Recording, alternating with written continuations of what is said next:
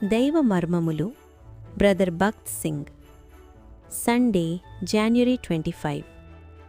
పరలోకములో ప్రధానులకును అధికారులకును సంఘము ద్వారా తన యొక్క నానావిధమైన జ్ఞానము ఇప్పుడు తెలియబడవలనని ఉద్దేశించెను. ఎఫెసీ 3:10. దేవుడు మందిరము యొక్క నమూనాను ఇచ్చిన దినమే దావీదు జీవితములోని గొప్ప అద్భుతకరమైన దినము. 1 దినవృత్తములు 28:19.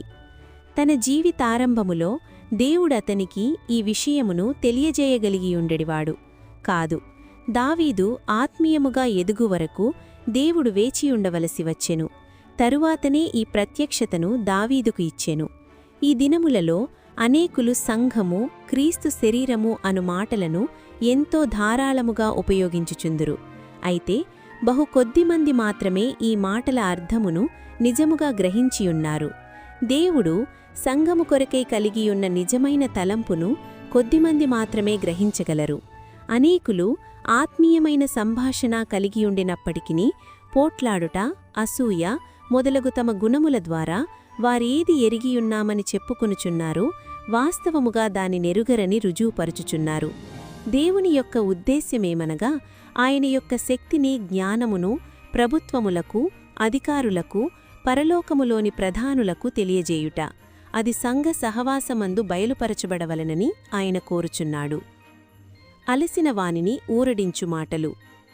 నశించిపోవు సువర్ణము అగ్నిపరీక్ష వలన శుద్ధపరచబడుచున్నది కదా.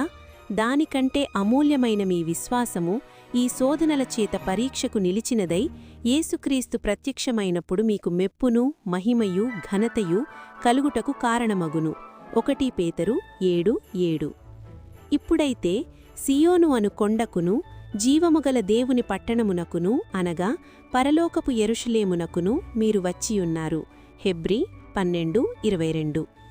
హెబ్రీ 11:10లో మనము చూచుచున్నట్లు పునాదులు గల ఆ పరలోక పట్టణములో మన భాగమును మనము తీసుకొనవలనని ప్రభువు కోరుచున్నాడు.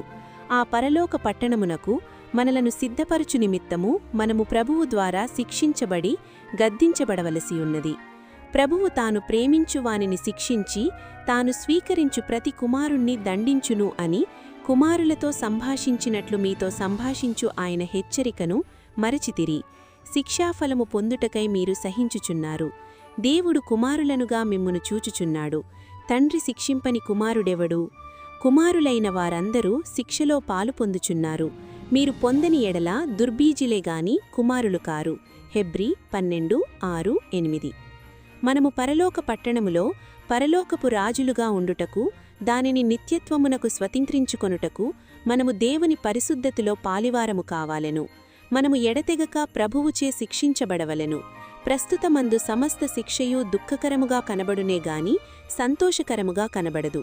అయినను దానియందు అభ్యాసము కలిగిన వారికి అది నీతి అను సమాధానకరమైన ఫలమిచ్చును. 12:11. దేవుని ఉద్దేశ్యమెంత గొప్పదనగా ఆయనతో ఏలుటకు ఆయన మనలను పరలోక పట్టణములో పౌరులగాను రాజులగాను చేయవలనని కోరుచున్నాడు.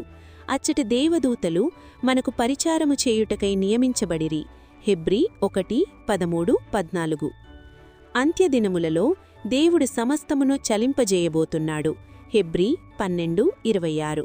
మన స్వంత ప్రయత్నము, జ్ఞానము లేక బలము ద్వారా చేయబడినదంతయూ తీసివేయబడును. కేవలము ఆయన శక్తితో, ఆయన మహిమ, ఘనత కొరకు చేయబడినది మాత్రమే నిలుచును.